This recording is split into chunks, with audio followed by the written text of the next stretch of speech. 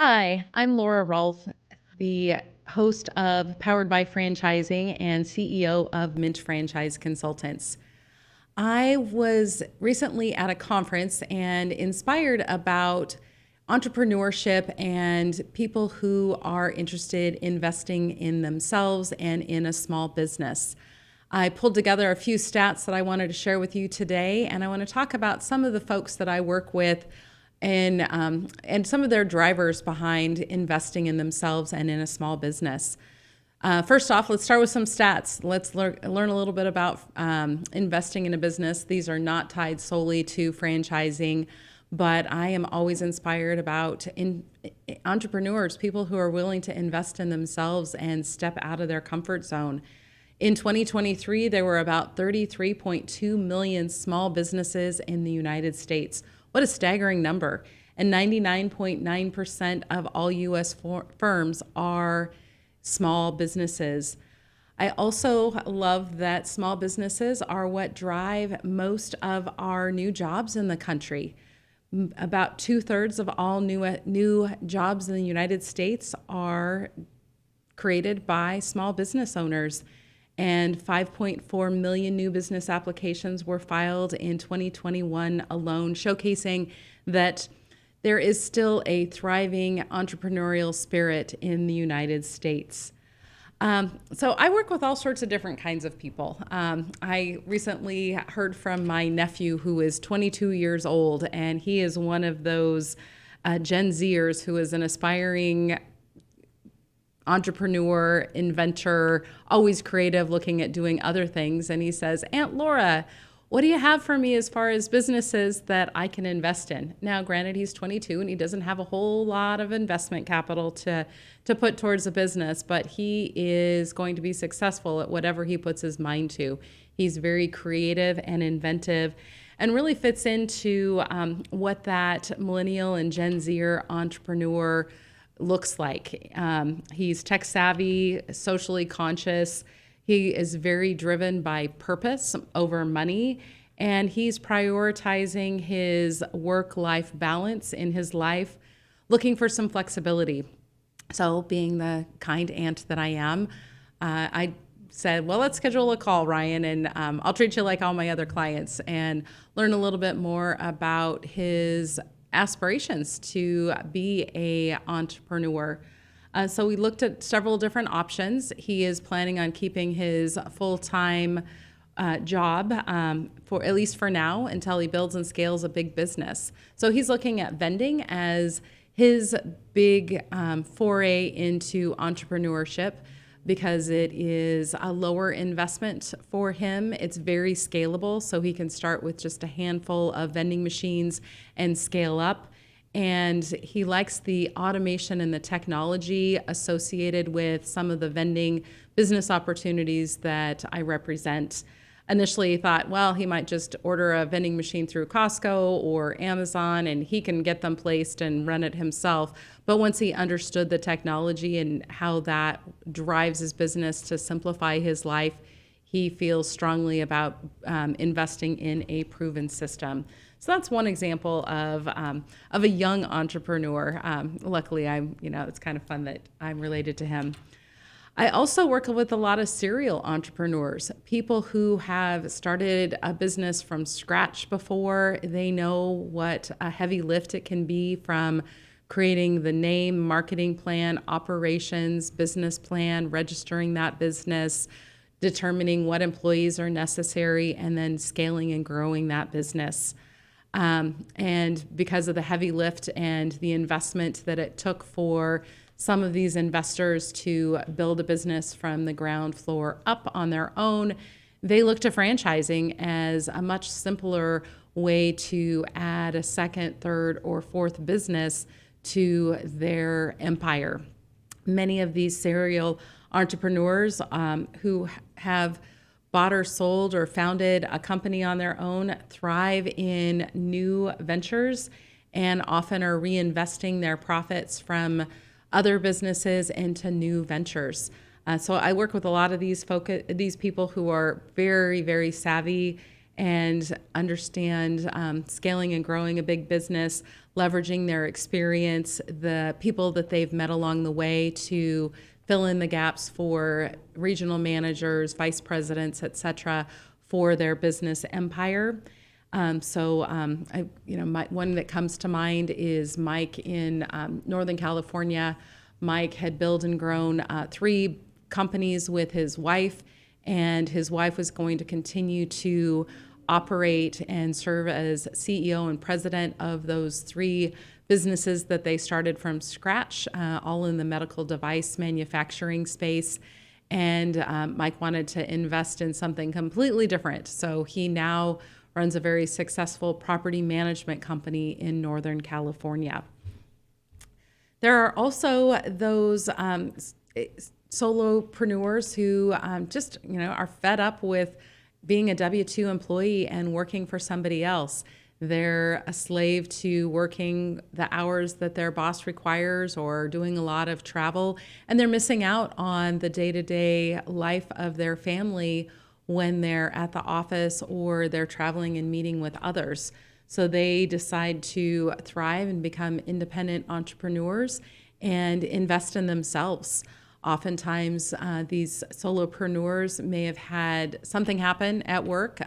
Their company may have gone through some recent layoffs, and so they're taking a look at their core values, and rather than investing a lot of their money into just real estate or the stock market, they continue to do that and then use building a business through franchising as a way to diversify their income.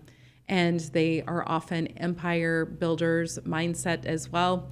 They may start working in the business in the day-to-day with a plan to grow the business, add additional territories or units, and grow and expand. There are also a lot of solopreneurs who love consulting. That's me. I love consulting. One of my core values is changing and impacting lives. And through my past career, 25 years in nonprofit, I consulted with educating people on investing in changing lives through donations to the nonprofits that I worked for. And I've just changed my business focus now to my business is focused on changing lives through business ownership. And I still have that core value of giving back, and I'm very active with a couple of nonprofits that feed my soul in those regards.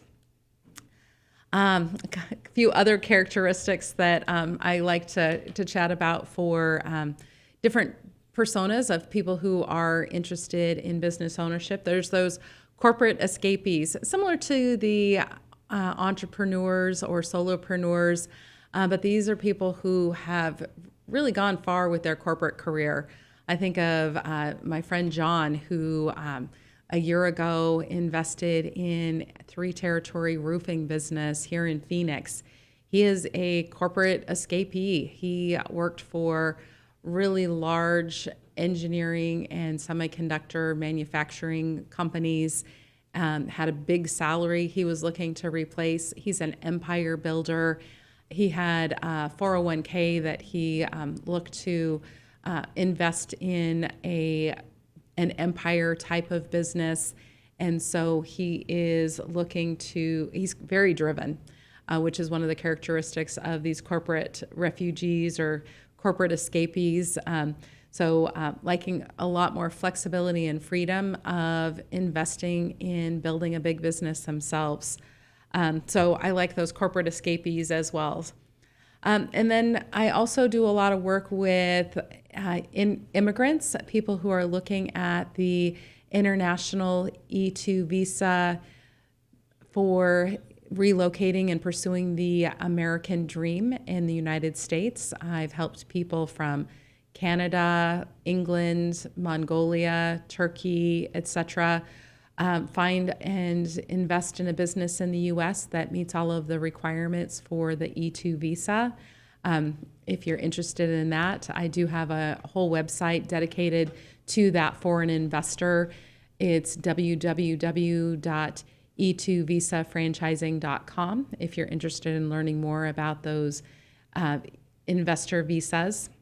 And then I was on the phone this morning with a lovely woman. We worked together about a year ago to find a great franchise business for her. She works for a very, very large oil company and travels a lot, but she has a young child at home and wanted to invest in something that she could transition from her big job for the oil company into investing in the future for herself and for her child. And so we looked at several different opportunities. She invested in a business that I didn't show her, and that's okay. We bonded over what we learned together about each other about a year ago, and where she is today with her business and getting that off the ground. But I love empowering and those relationships with other like-minded women who are building a business for themselves. Veterans also are very entrepreneurial-minded people, and many of our veterans make the best franchisees because they're very good at following systems. And if you're able to follow a system and a proven business model and very driven for success, then these are some of our most successful franchisees that I've placed over the years. So veterans tend to like anything from fitness centers to home service type of franchising, tech solutions. There's so many different kinds of opportunities. Many of the franchises that we represent are started by veterans and have veteran programs, discounts off of the franchise fees or discounts off of the royalties in support of our veterans. So if any of these personas seem to align or fit with you, or you just curious about entrepreneurship for yourself and want to chat further about what that might look like, my services are free to you. I am my relationships with the franchisors fund my business as a solopreneur. You're never going to pay more for a business by working with a certified franchise consultant or an expert in your corner to help you move through the discovery process. We do have some great resources available on our website if you'd like to learn more or do a search through different franchise opportunities and see what might be a good fit for you.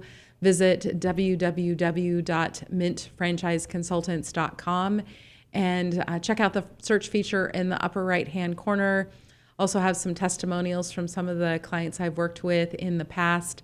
Funding recommendations. I can connect you with various funders who can help you determine what's the best way to fund a business for yourself. So thank you for listening to the Powered by Franchising podcast today, and I look forward to connecting with you soon.